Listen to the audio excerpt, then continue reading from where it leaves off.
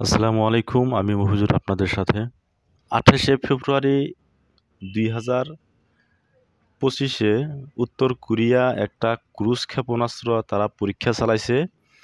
যে ক্রুজ ক্ষেপণাস্ত্র সরাসরি উত্তর কোরিয়া থেকে সরাসরি জাপানে যে মার্কিন ঘাঁটি আছে, সেই মার্কিন ঘাঁটিতে ২ বার চক্কর দিয়া আবার উত্তর কোরিয়ায় আইসা তাদের যে লক্ষ্যবস্তু ছিল, সেই লক্ষ্যবস্তুতে নিখুঁতভাবে হিট করছে। এমনই একটা খবর প্রকাশ করছে। সেই খবরটা আপনারা স্ক্রিনে দেখতে পারতেছেন। তো উত্তর কোরিয়া যে কি জিনিস আমেরিকার বুঝতে হয়তো কিছু একটা দেরি হয়ে গেছিল, কিন্তু দেরি হইলেও উত্তর কোরিয়া তাদেরকে ঠিক ভালোভাবে তারা বোঝাই দিতে সক্ষম হয়েছে। উত্তর কোরিয়ার যে ক্ষেপণাস্ত্রটা পাঠাইছিল ট্যাকটিক্যাল মিসাইল, সেই ট্যাকটিক্যাল মিসাইলটা সরাসরি জাপানের যে মার্কিন ঘাঁটি ছিল সেইখানে কিন্তু ফ্লাই করছে তার উপর দিয়া। আবার নিখুঁতভাবে তাদের উত্তর কোরিয়ার যে লক্ষ্যবস্তু ছিল সেইখানে কিন্তু আবার সেই ক্ষেপণাস্ত্রটা ঘুরে সেখানে হিট করছে। চিন্তা করছেন? সেই ক্ষেপণাস্ত্রর লম্বা ছিল ২৩ ফুট লম্বা, ২ ফুট ব্যাসার্ধর একটা মিসাইল ছিল। আর সেই মিসাইলটা ৪০০ কেজি ওজন বহন করতে সক্ষম। উত্তর কোরিয়ার এই ডেঞ্জার মিসাইল ৪০০ কেজি ওজনের বোমা বহন করতে পারে। আর যদি সেটা নিউক্লিয়ার বম যদি হয়, তাহলে এর শক্তিমত্তা হলো ৩০০ কিলোটন। আপনি যদি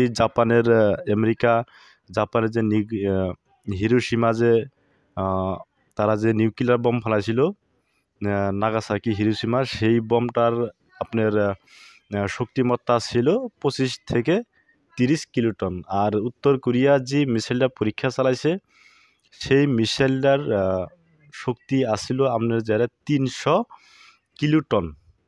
তাহলে এই ৩০০ কিলোটন ওজনের মিসাইলটা যদি একবার জাপানের যদি কোনো শহরে যদি ফালানো হয়, তাহলে সেই শহর তো দূরের কথা, আশপাশেও কয়েকশো কিলোমিটার পর্যন্ত তার কোনো খোঁজ পাওয়া যাবে না। আপনার সেই মিসাইলটার রেঞ্জ রিপোর্টে প্রকাশ করার মধ্যে ২০০০ কিলোমিটার। উত্তর কোরিয়া আমেরিকা জানাই দিছে যে তারা এতটা দুর্বল নয় যে আমেরিকা চাইলে উত্তর কোরিয়াক আক্রমণ করতে পারে। আমেরিকা এই মিসাইলের মাধ্যমে তারা আমেরিকার স্পষ্ট বার্তা দিছে যে উত্তর কোরিয়া যদি কখনো কোনোভাবে যদি আক্রান্ত হয়, তাহলে তারা কখনো হাত গুটিয়ে বসে থাকবে না। আনকি জাপান কিংবা দক্ষিণ কোরিয়ার যে মার্কিন ঘাঁটি আছে, সেগুলাও কখনো নিরাপদ থাকবে না। আপনি দেখেন দক্ষিণ কোরিয়ার কিন্তু অর্থনীতি খুবই দুর্বল বলার মতন না, কিন্তু সেই দেশটা এত সামরিক শক্তি তাদের কি নেই? আপনার মিসাইল, সাবমেরিন, নিউক্লিয়ার বম সব ধরনের তাদের প্রযুক্তি আছে। কিন্তু আপনি এর তুলনা যদি আপনি জাপানে দেখেন, প্রচুর অর্থনীতি, কিন্তু তাদের কোনো মিলিটারি শক্তি নাই। আপনি দক্ষিণ কোরিয়ায় দেখেন, তাদের যদিও প্রচুর অর্থনীতি আছে, কিন্তু তাদের সামরিক শক্তি খুব একটা নাই। কিন্তু উত্তর কোরিয়ার তুলনায় তারা কিন্তু খুবই টাকা পয়সার দিক দিয়ে খুবই শক্তিশালী। এই পরীক্ষাটা চালানোর আগেই আপনি স্ক্রিনে দেখতে পারতেছেন যে রিপোর্টটা দেখতে পারতেছেন, সেটা হলো চায়নার।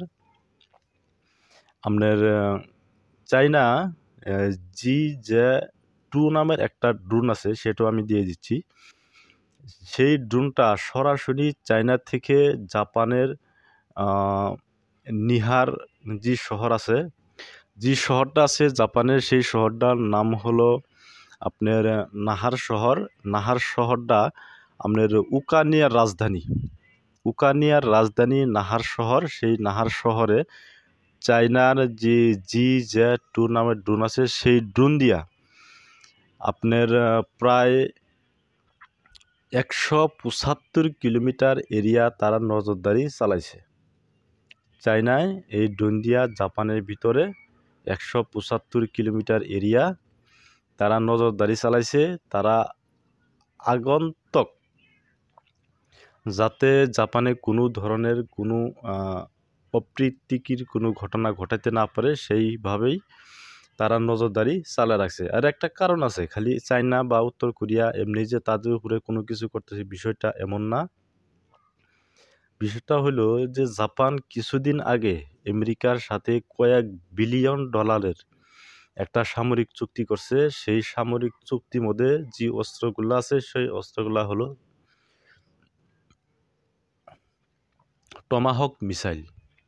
400টি জাপান 400টি আমেরিকার কাছ থেকে টমাহক মিসাইল তারা ক্রয় করতেছে কয়েক বিলিয়ন ডলার দিয়ে। অলরেডি তারাই যে কিছু মিসাইল এর মধ্যেই সাপ্লাই দিছে আমেরিকা, আর কয়েকটা 2032 সালের মধ্যেই সেই মিসাইলগুলো তারা সাপ্লাই শেষ করবে যুক্তরাষ্ট্র।